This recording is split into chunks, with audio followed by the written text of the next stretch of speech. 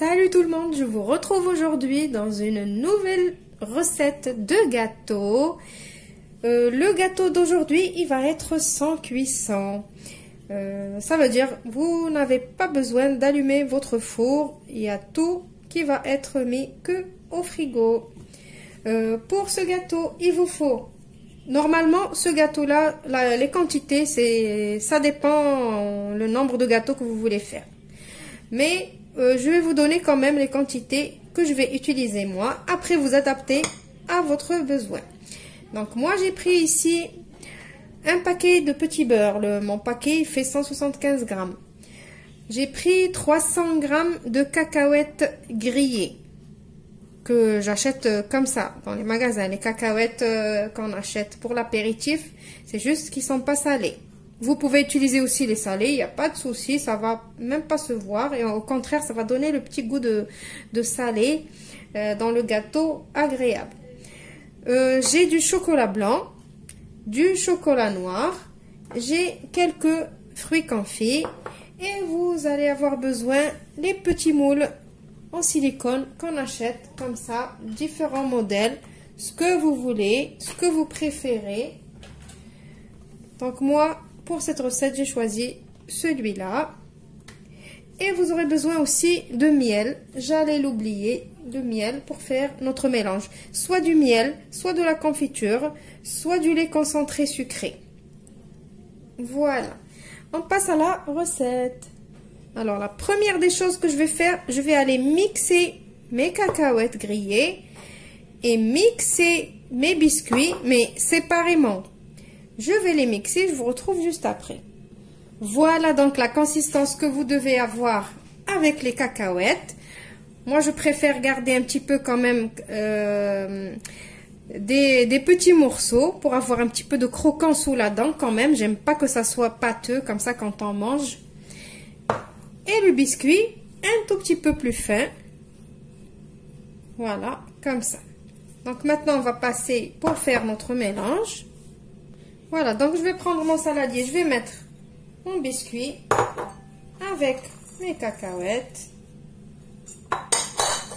Et je vais venir mettre du miel pour mélanger tout ça. Vous choisissez ce que vous voulez. De la confiture, du miel, du lait concentré, vous choisissez ce qui vous plaît. Donc je mélange tout ça jusqu'à obtenir une pâte bien homogène. Là je crois que j'ai pris un petit saladier, je vais changer mon saladier. Voilà, donc je vais continuer de mélanger jusqu'à ce que je vais obtenir une pâte bien homogène. Voilà, donc voilà la consistance. Une pâte que vous pouvez manipuler, vous pouvez prendre comme ça.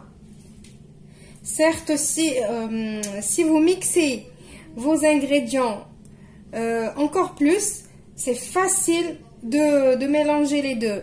Mais si vous laissez comme moi, c'est meilleur en bouche, mais c'est difficile à mélanger. Donc, je vous ai prévenu. Mais voilà, j'y suis arrivée quand même. Voilà, je peux la manipuler comme je veux. Petite remarque, pour le miel, je ne vous ai pas dit les quantités parce que ça dépend de votre mélange. Donc, quand vous arrivez à faire des petites boules comme ça avec votre pâte, c'est qu'il faut arrêter de rajouter du miel. Voilà, on passe maintenant à la suite. Maintenant, je vais commencer par faire fondre mon chocolat blanc en premier. Au bain-marie, au micro-ondes, comme vous avez l'habitude de le faire. Petite astuce, si vous faites fondre votre chocolat comme moi au micro-ondes, laissez toujours 2 ou 3 carreaux, ne les mettez pas avec le reste du chocolat. Quand vous avez fini de faire fondre tout le reste, vous rajoutez les 2 ou 3 carreaux après que vous l'avez sorti du micro-ondes et vous continuez de mélanger comme ça jusqu'à ce que ces carreaux ils fondent complètement. C'est comme si on faisait un petit peu du tempérage pour le chocolat, mais c'est pas vraiment du tempérage. Juste pour que le chocolat il refroidit plus vite et pour qu'il soit un petit peu plus brillant. Voilà. Maintenant, vous prenez le moule que vous aurez choisi. Donc, je vous ai mis tout prêt pour que vous voyez. On va prendre les fruits confits et je vais venir mettre quelques fruits confits comme ça au fond. J'essaye de mettre un peu de toutes les couleurs. Voilà, je mets pas beaucoup. Les fruits confits, ça colle aux doigts. Voilà, je continue comme ça. Je fais le tour de tous mes petites empreintes. Voilà, maintenant je vais prendre une petite cuillère de chocolat blanc et je vais venir la mettre par-dessus. Alors, je ne veux pas remplir toute mon empreinte de chocolat. Je veux juste que ça me fait comme une espèce de colle pour les fruits confits. Donc, couvrez bien que les fruits confits, mais d'une fine couche de chocolat, comme ça. Donc, je continue de faire pareil partout. Voilà, je disais alors une fine couche, mais il faut que le chocolat, il prend toute la forme du moule, bien sûr. Donc, vous faites comme ça, comme moi. Vous secouez pour que ça arrive partout. Maintenant, je vais le mettre au congélateur pour accélérer le durcissement du chocolat. Je vous retrouve juste après pour la suite. En attendant, je vais faire mon deuxième modèle. Je vais faire fondre mon chocolat noir. Voilà, pour mon deuxième modèle, qu'est-ce que je vais faire? Je vais prendre la pâte qu'on a fait tout à l'heure. Je vais faire des petites boules de maximum 12 grammes. Voilà, j'ai 14 grammes, c'est un peu beaucoup. Et je vais venir les mettre ici. Je vais appuyer pour que ça prenne la forme de mon moule. Voilà, je continue de faire pareil partout. Voilà, donc maintenant celui-là, je vais le mettre au congélateur et je récupère l'autre. Voilà, maintenant j'ai récupéré mon moule du congélateur. Je refais encore des petites boules de 12 grammes. Vous allez me dire pourquoi 12 grammes? Parce que 12 grammes, il y en a assez, il faut laisser de l'espace parce qu'on va rajouter du chocolat par-dessus. Si je mets plus grand, on n'aura plus de place, ça va déborder, ça va pas faire joli. Donc, je prends ma boule et je l'aplatis sur mon chocolat. Voilà, bien comme il faut, jusqu'à ce qu'elle prend la forme de mon moule. Voilà, maintenant je vais prendre une cuillère de mon chocolat noir et je vais venir la déposer par-dessus. Alors c'est vrai, c'est un travail vraiment fastidieux, mais vous allez voir, ça vaut le coup. Vous allez être content de vous quand vous allez voir le résultat. Alors c'est vrai que si vous mixez pas la pâte bien comme il faut, si vous la laissez comme moi avec des petits morceaux, c'est un petit peu plus dur que si vous mixez bien comme il faut les ingrédients. Mais bon, ça reste une question de goût. Moi, comme je vous ai dit, je n'aime pas, plutôt j'aime bien sentir un peu de croquant sous les dents. Voilà, donc je vais continuer comme ça. Je vais les mettre au congélateur. Et je vais récupérer l'autre modèle pour qu'on le finisse aussi. Voilà, maintenant j'ai sorti mon deuxième modèle du congélateur. Ils sont bien froids, pas congelés, mais bien froids. J'ai fait réchauffer mes deux chocolats un petit peu au micro-ondes. Maintenant, je vais venir mettre une cuillère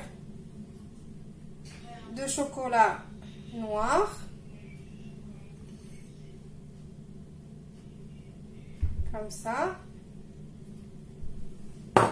Et par-dessus, je vais mettre un tout petit peu de chocolat blanc. Comme ça. Et je vais venir prendre un petit cure-dent que j'ai oublié de prendre d'ailleurs. Je vais aller le chercher. Et je vais venir juste faire comme ça pour obtenir un petit marbré après dans le décor. Voilà, et à chaque fois, il faut essuyer le cure-dent. Juste comme ça, aléatoire. Voilà, et en même temps, de suite, je vais prendre ma farce et je vais bien appuyer jusqu'à ce que vous voyez que le chocolat sort sur les côtés. Voilà, comme ça.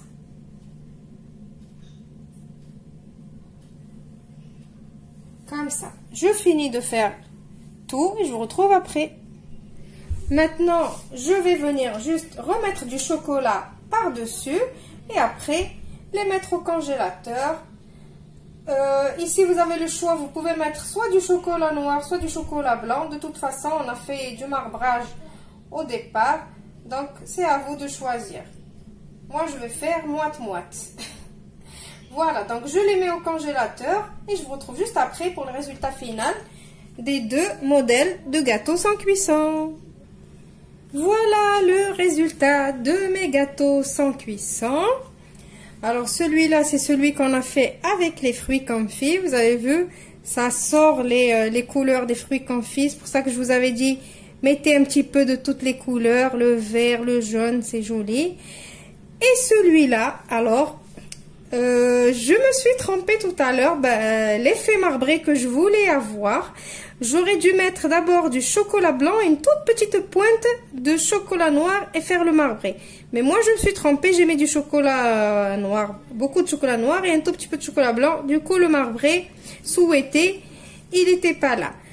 Quand je les ai sortis du congélateur, j'ai fait fondre un petit peu de chocolat blanc qui me restait, je l'ai fait réchauffer, je l'ai mis dans une poche à douille et j'ai juste fait des petites gribouilles dessus pour que ça sorte plus joli. Voilà. Un petit conseil, quand vous faites des gâteaux comme ça au chocolat, mettez toujours des petites caissettes parce que le chocolat, ça fond dans les mains, dans les plateaux. Et pour les garder, il faut les laisser au réfrigérateur jusqu'au moment de les consommer. Je vous montre maintenant le résultat de plus près. Alors voilà, moi je voulais qu'on voit un petit peu les étages. Donc là, c'est le chocolat qu'on a mis. Là, l'étage de biscuits avec les cacahuètes. Et là, avec les petits fruits confits, vous voyez.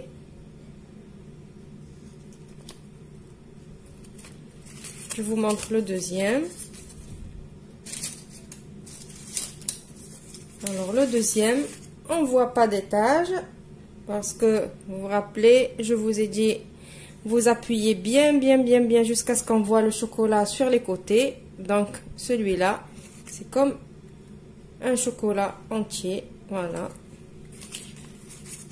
Et j'avais mis un chocolat noir et un chocolat blanc. Je vous avais dit, c'est pas grave si on met chocolat noir, chocolat blanc, puisqu'on a fait le marbré. Je vais voir lequel il est blanc ici. Alors celui-là, je vais vous montrer. Donc, quand même c'est rigolo. En dessous c'est blanc, au-dessus c'est noir comme ça. Voilà, je vous ai tout montré. Donc j'espère que ça vous a plu, que vous allez essayer. Au moins je vous ai donné juste l'idée. Après vous faites avec ce que vous avez à la maison. Vous n'êtes pas obligé de faire exactement le même modèle, la même chose. Vous pouvez prendre l'idée et après vous l'adaptez aux ingrédients que vous avez à la maison. Alors je vous retrouve demain dans une nouvelle recette. Portez-vous bien et à demain.